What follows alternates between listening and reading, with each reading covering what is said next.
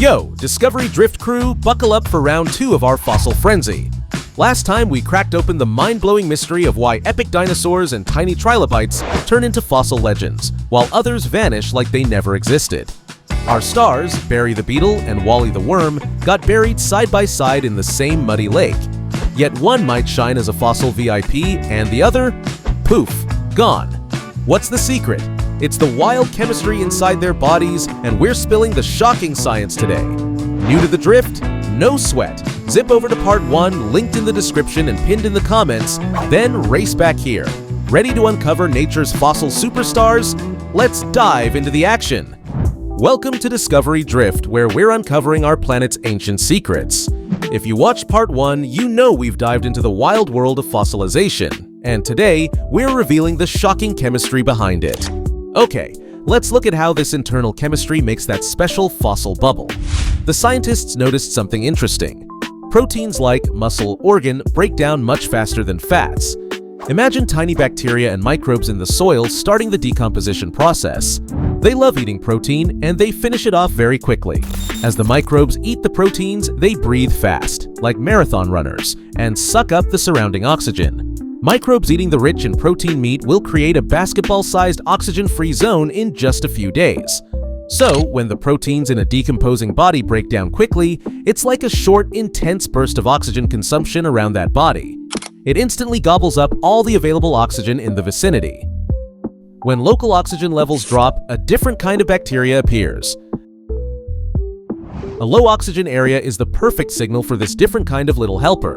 These microbial extremists, called anaerobic bacteria, don't rely on oxygen at all, thrive in oxygen-free areas, create sulfur compounds as waste, hence make their environment acidic. It's a complete microbial shift. It's like switching jobs from a quiet office to a loud nightclub. The environment changes, and so do the rules.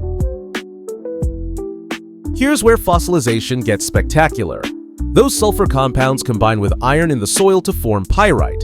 Meanwhile, calcium in the tissues binds with phosphate from decaying cells, forming calcium phosphate, the same substance that makes up our bones and teeth. It's like nature's concrete, locking the structure in place. This shift in the microbial crew, combined with low oxygen, creates the perfect conditions for fossilization. As these anaerobic bacteria do their work, they alter the chemical environment surrounding the body in a very specific way. Gradually, minerals replace soft tissues, filling in the space left by decaying skin, muscle, or organs, and creating a perfect, stone-hard replica of something that was once soft and delicate. It's like tiny construction workers filling every nook and corner with stone, preserving the body in astonishing detail.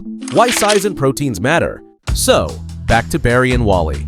Why did Barry the beetle have a better shot than Wally the worm? Barry's size and chemistry help create a larger oxygen-free zone.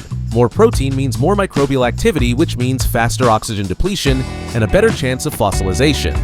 Wally, being smaller and having less protein, can't change that chemical balance. His decomposers just do their job, and he disappears without a trace. The scientists found that a larger animal, especially one rich in protein, can get this whole process started more easily. More protein means there's more fast food for the initial oxygen-consuming bacteria. Eating more quickly means more rapid oxygen depletion. A larger body can also create a larger low-oxygen zone. And this leads us to a big, mind-blowing truth. The fossil record, the thing scientists use to understand the history of life on Earth, is biased. Yep, it's not the full picture. It's not the whole record. It's like watching just the trailer for a movie and thinking you know the whole story. Many creatures that once existed left no trace behind, not because they were rare, but because their bodies weren't built to fossilize. This research has huge implications for the way we understand the history of life on Earth. It helps explain something paleontologists have long suspected. The fossil record is not a complete, perfectly balanced record of all that has lived. It has a bias. Knowing how body size and chemistry affect fossilization helps paleontologists better interpret the past, according to lead researcher Nora Cortese. Just because an animal's fossil is missing doesn't mean it didn't exist. It might not have fossilized at all. Think of the fossil record like a family photo album from a reunion. If the photos only contained the tallest people because they were always in the front, you might assume there were no short people in the family. But you'd be wrong. It's the same with fossils. Hard-bodied organisms like arthropods often show up. They often have strong exoskeletons and can meet the size protein criteria, whereas other types of organisms, like soft-bodied organisms, their chemistry simply doesn't cooperate. According to this research, this absence may not mean that these organisms were rare or that they all went extinct without a trace due to some catastrophic event. This could mean that their bodies didn't have the right internal chemistry or size to trigger that particular fossilization process. They were there, they just weren't on the fossil VIP list. Okay, but why should you care? Because it changes the way we understand evolution, extinction, and the story of life. The Earth is like a giant book, but some pages are missing, not because they were never written, but because time and chemistry erase them. It's a powerful reminder that nature chooses what we remember, and sometimes creatures leave no trace, even after they rule their world. It paints a more nuanced and possibly more accurate picture of the incredible diversity of life that once thrived on our planet, reminding us that the fossils we find are priceless, yes, but they're only part of the story. There's a whole hidden history of extinct organisms whose story is now being pieced together through sophisticated research like this. So, the next time you see a fossil, whether it's a giant skeleton or a tiny shell, take a moment to appreciate not only the ancient creature it represents, but think about the millions of others who are missing simply because their bodies weren't meant to last in stone. It's a powerful reminder that even in death, the complex chemistry of life continues to shape the world, influencing what is remembered and what fades into the dust of time. The ancient world still has secrets, and thanks to science, we're slowly unlocking them, one incredible discovery at a time. If you are as fascinated by this ancient mystery and its modern solution as we were, please show us some love. Hit the like button.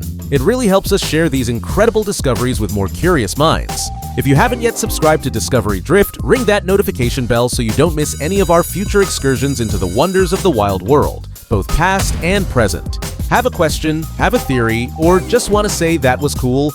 Leave a comment below and let us know what other ancient mysteries pique your curiosity.